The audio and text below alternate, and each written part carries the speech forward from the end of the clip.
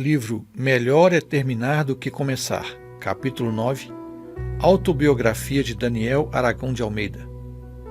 O preparo acadêmico e o casamento. Feliz o homem que acha sabedoria e o homem que adquire conhecimento, porque melhor é o lucro que ela dá do que o da prata, e melhor a sua renda do que o ouro mais fino. Provérbios 3:13. Comecei então a estudar o curso teológico. Agora estava me preparando para o outro chamado, o chamado dos homens. Foram 4 anos de estudos que entendo terem sido os melhores anos de minha vida. Como já afirmei, a vida em um colégio adventista com regime de internato é realmente fabulosa. No meu caso, devo muito ao ENA. Ali o Senhor me abençoou muito. Sem nenhum recurso financeiro para custear os estudos, fui ajudado por minha irmã Dinair, que mensalmente me enviava uns trocados, e mesmo assim tive que trabalhar em vários setores, tais como na lavoura, plantando milho no morro, no Libão, na serraria, na cantina e, por último, no portão principal. Foi ali, no portão principal, que o Senhor ricamente me abençoou. Uma moça morava em Belém de Maria e estudava no colégio. Todos os dias ela passava no portão, às vezes acompanhada e às vezes não, sempre muito bem vestida. Passava para lá e para cá. Eu dizia para o meu colega de trabalho, por nome Clóvis Bunzen: amigo, de janeiro até agora eu já conheci 3 pretendentes, mas não me afeiçoei a nenhuma delas. Eu vou orar ao Senhor para esse namoro terminar, porque eu vou me casar com essa moça. O Senhor me ouviu, o namoro terminou, e no dia 23 de junho de 1973, véspera de São João, comecei a namorar a Terezinha. Tudo parecia que ia dar certo, pois como eu, ela também foi criada e educada sob muita disciplina, filha de uma mãe zelosa e piedosa, Dona Rosa. O início de tudo foi numa festa de aniversário do professor Ronaldo Salles. Como o senhor tinha ouvido meu pedido, cada aluno deveria convidar alguém para a festa. Imagine você quem o senhor mandou que ela convidasse. Assim tudo estava programado por aquele que somente ele conhece o futuro. O namoro no colégio consistia só no olhar, pegar na mão nem pensar. O namoro se resumia em muita conversa, só que eu sou uma pessoa de pouca conversa, e ela também, mas deu certo. A moça ideal para ser uma esposa de pastor deveria preencher os pré-requisitos da época: gostar de criança e tocar piano. Ninguém contestava, mas era assim que funcionava. Ninguém pensava em procurar uma moça para casar e que não tivesse essas características. Mas era somente isso? Por incrível que pareça, era. Dias depois, tomei coragem e fui à sua casa para falar com Dona Rosa, sua mãe. Fiquei impressionado com o que vi. Uma casa humilde, mas muito bem arrumada. O chão em cimento vermelho brilhava. Perguntei então para ela: seu irmão deve suar muito para deixar esse piso assim tão brilhando, não é mesmo? Sua resposta foi: não é meu irmão quem dá brilho no chão, sou eu. Da sala dava para ver as panelas de alumínio brilhando na cozinha. Continuei a perguntar: já que você estuda, quem é a empregada que dá brilho naquelas panelas? Nós não temos empregada doméstica, respondeu. Sou eu que limpo as panelas e as deixo brilhando, mesmo sem estarem sujas. É uma obrigação semanal. Olhando da sala, vi as camas nos quartos muito bem arrumadas, broches nas extremidades, segurando as colchas muito bem estiradas e tudo muito bem combinado. Então pensei: não sei se ela toca piano e se gosta de criança, mas é essa que vai ser a minha esposa e mãe dos meus filhos. Dona Rosa, eu vim pedir a sua permissão para namorar sua filha. Dei graças a Deus que ela permitiu. Encontramos na palavra de Deus um fato semelhante. Está em Gênesis capítulo 24. Abraão manda um servo buscar uma esposa para seu filho Isaque entre os seus parentes. Este chegou à cidade de Naor cansado e com sede, ele e mais 10 camelos, e então orou ao Senhor. Enquanto a moça dava de beber aos 10 camelos, cerca de 2.500 litros de água manualmente extraída do poço, ele a observava em silêncio e concluiu: é essa que será a esposa do filho do meu Senhor. Amém. Ficamos noivos 1 ano depois. Tinha que começar logo, porque naquele tempo a formatura sem casamento não confirmava o chamado dos homens. Um fato interessante aconteceu no dia do noivado.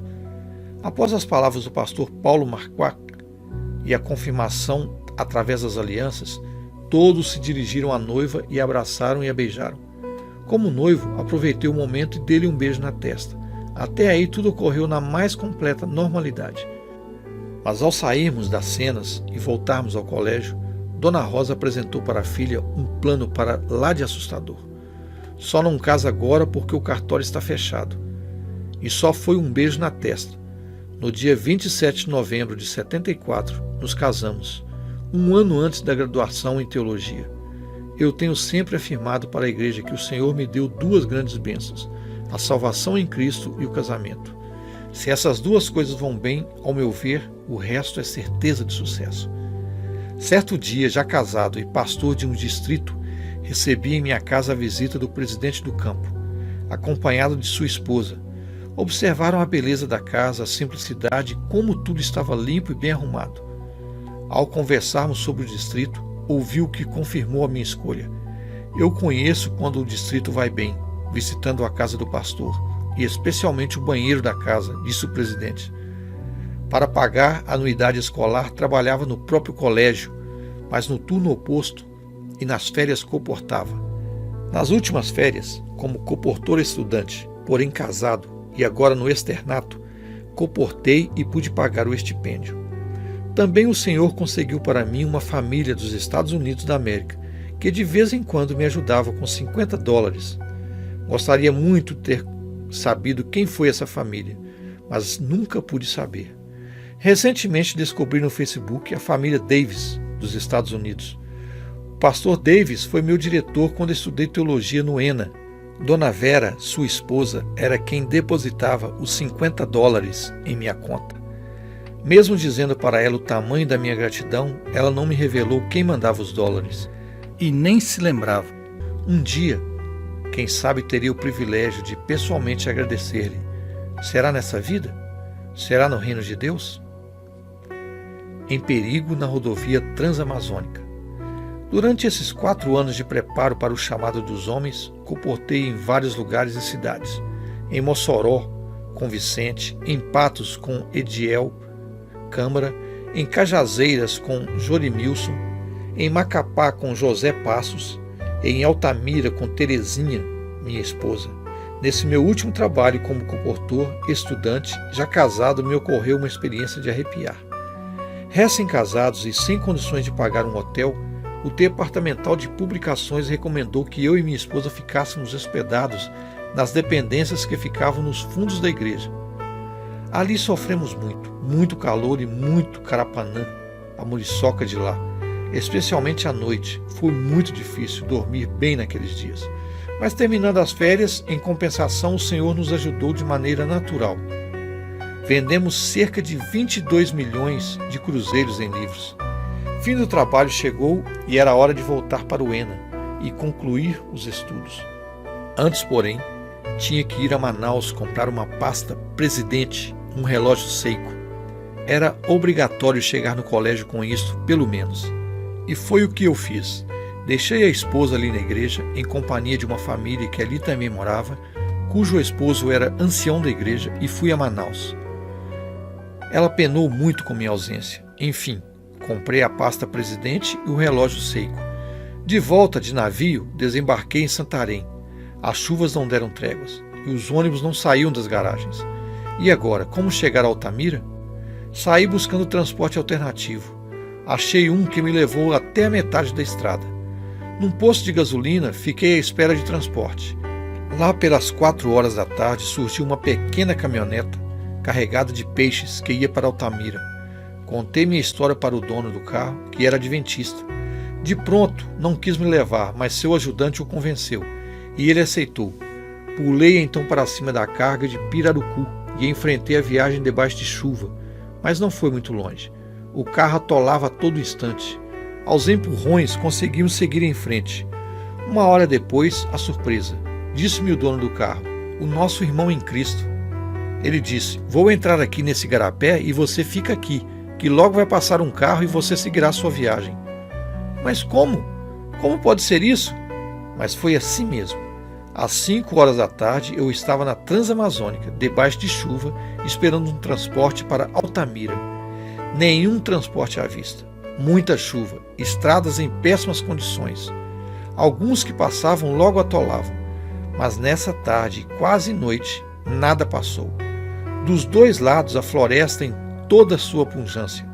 Atrás e à frente, uma estrada sem fim, intransitável. Para onde vou agora?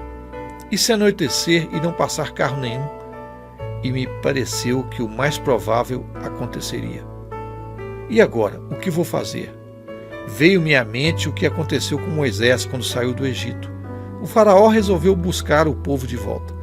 Dos lados as montanhas, à frente o mar e atrás o exército de Faraó. Para onde ir então? A ordem do Senhor foi: dize aos filhos de Israel que marchem. Êxodo 14:15. No meu caso, marchar para onde? Aquele dono do carro e irmão em Cristo foi muito cruel comigo. A chuva deu uma trégua e a noite foi chegando. Inicialmente tive medo. Achei que poderia ser o jantar de alguma fera da floresta, porque tive a impressão de que me encontrava totalmente perdido. Andando mais um pouco, não sei para onde, mas para a frente, vi alguns tratores deixados ao lado da estrada. O lugar para passar a noite estava garantido. Posso dormir em cima de um deles, foi o que pensei.